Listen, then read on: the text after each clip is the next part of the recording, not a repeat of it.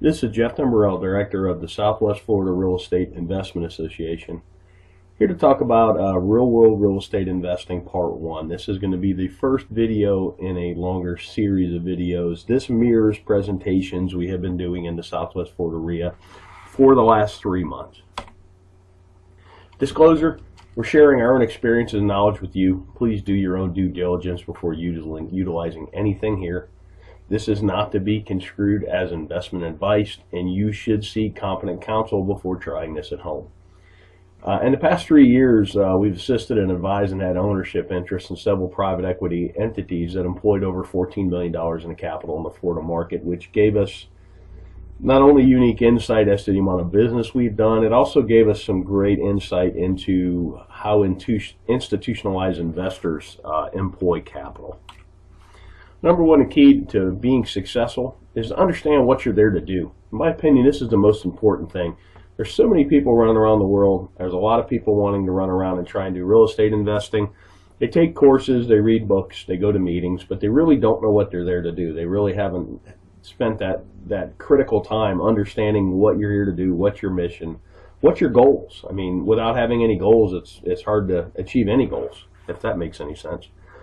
From our experience, the clearer the plan you have, you will be able to operate with a margin of safety. And that's the key word in this business, a margin of safety, because the ones that survive, last, and grow true wealth are the ones that don't make mistakes or make mistakes that you can recover from. Investing in real estate. Investment is the purchase of an asset or an item with the hope that it will generate income or appreciate in the future and be sold at a higher price. Keyword, the future for investing. So what does that mean? The act of committing capital to an endeavor with the expectation of obtaining an additional income and or profit. That's what investing is. Something I've learned over the years, it's kind of like a narrative. It's a why in the road when you're talking to somebody that's in real estate. Are they a trader or are they an investor? Investors buy and hold. They get a return from the assets they own.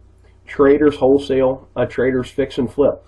Nothing wrong with it. I do it. I've done it in the past. I'm trying to do it again today. I'm doing a marketing campaign as we speak, looking for contracts to wholesale.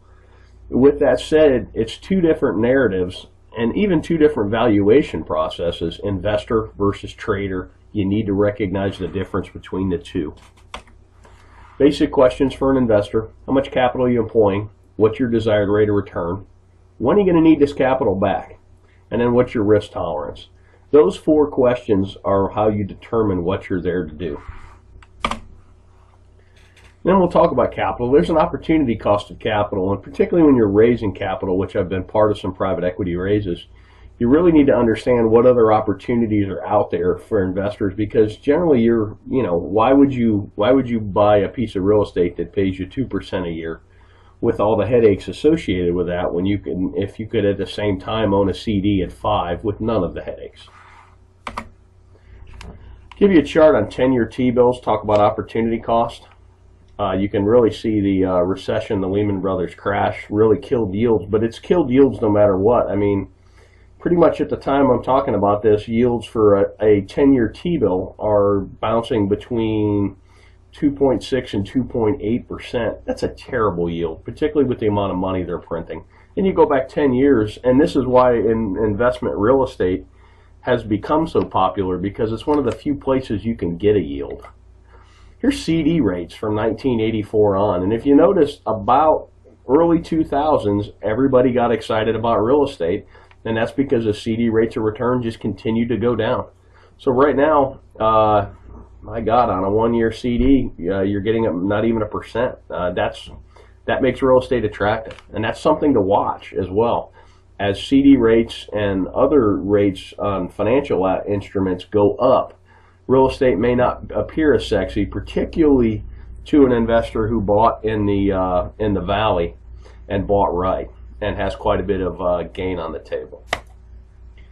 So opportunity costs in the real world. We already kind of talked about this. Most investors we know are looking for at least 6% a year. I know guys that are even looking for 15%, and that's a cash on cash, not an internal rate of return. That would be a whole nother video that could be a whole day's worth, understanding the difference between the two. But what here I'm talking about is a yearly cash on cash return.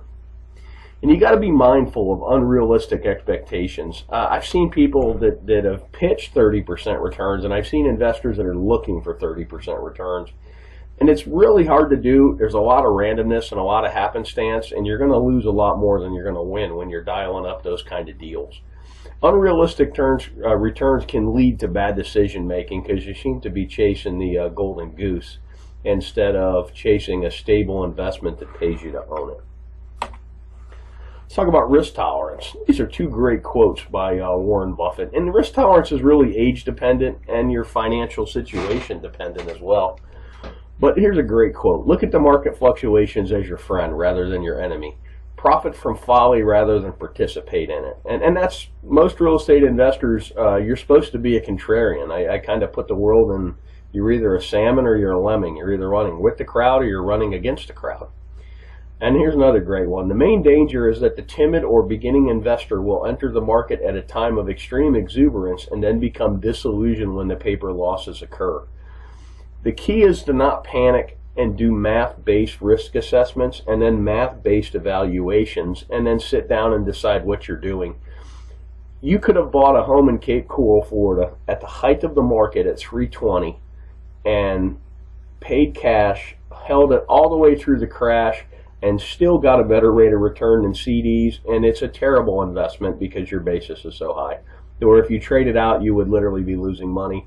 But it's sad but you actually would have outperformed the CD, and that's kind of a interesting thing. We did some case studies of people that had bought at the top and had they held and if they had mortgages, and I think that video is on our YouTube channel as well. Thanks for watching. You can always check out our website at swflreia.com. There should be a link at the bottom of this video. If you're on our website, put yourself on our mailing list. We send out a lot of foreclosure information. We send out our meeting notices, and we also from time to time send out information like this. I hope this information is useful to you, and make it a great day.